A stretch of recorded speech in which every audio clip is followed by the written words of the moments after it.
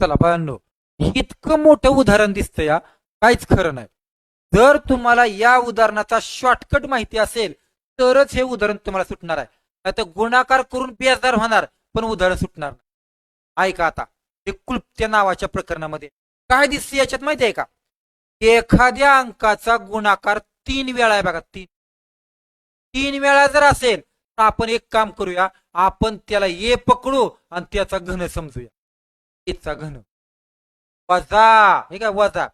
Same तस अंक आहे, त्याचा बी 3 वेळा गुणाकार आहे, त्याला आपण बी चा घन पकडूया.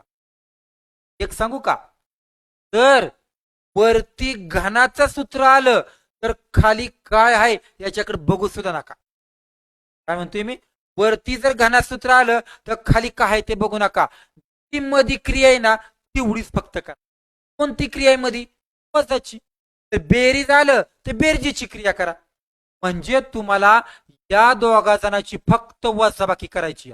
पुन्हा दोघाची, ए ची बी ची. ए तुमचा 13 आहे, बी तुमचा 11 आहे. एवढंच करा. 13त 11 गेले 2, संपलं. काय गरज नाही छेदामध्ये काय सुद्धा बघायची. पण घनाच्या प्रकारामध्ये बरं का, तेच ऑप्शन नंबर 3 हे तुमचं कुठं नाही. सेम पुढचं उदाहरण आहे, हे तुम्ही सोडवायचं आणि कमेंट मध्ये मला याचं उत्तर पाठवायचं.